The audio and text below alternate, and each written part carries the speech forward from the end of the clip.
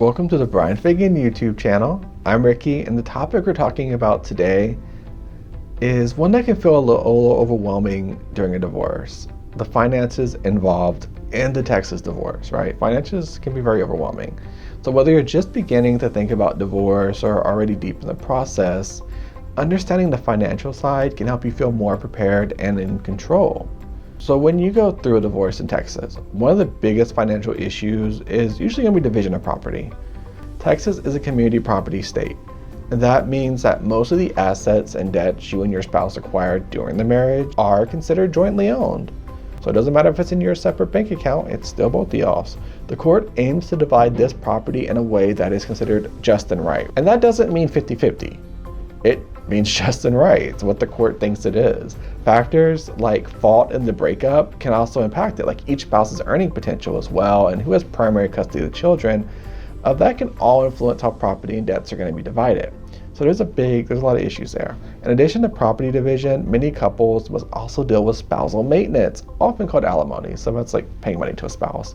While it's not awarded in every case, Texas courts may order one spouse to support the other financially for a period of time after the divorce, particularly when one spouse can't meet their reasonable needs, and it's usually temporary. Factors such as the length of the marriage, history of the family violence, and financial resources heavily impact whether spousal maintenance is going to be awarded. So it's not a guarantee, but there are factors to be considered. Child support is another financial component. In Texas, child support guidelines are based on the paying parent's income and the number of children.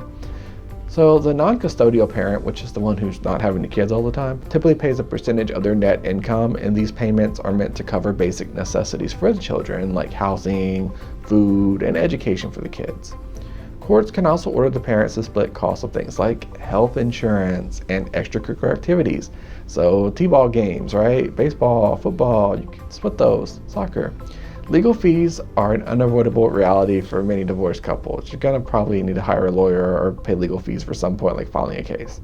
The cost can vary depending on the complexity of your case and whether you and your spouse can reach agreements quickly, and whether you require court hearings or even a full trial. Trials are expensive.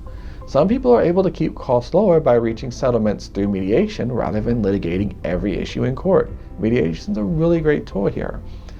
It's crucial to think ahead. That's what we're getting at. So think ahead about your post-divorce and your financial life. So revisit your estate planning documents, updating beneficiary designations on life insurance policies and retirement account, and creating a new budget based on your single income. Start preparing now so you know what to expect down the road. A divorce can definitely reshape your financial picture very dramatically, and careful planning now helps you build a more secure future. So thank you so much for joining us today. If you are navigating a divorce and you need guidance on financial aspects, please schedule a free 30-minute consultation with the Law Office of Bryan Fagan. We're here to help you make informed decisions every step of the way. We'll see you next video. Thanks for tuning in to the end. We understand that divorce can be expensive depending on the situation. That's why we're offering our Do-It-Yourself Texas Divorce e-course. You can get access to this e-course by clicking on the link in the description below. Catch you in the next video.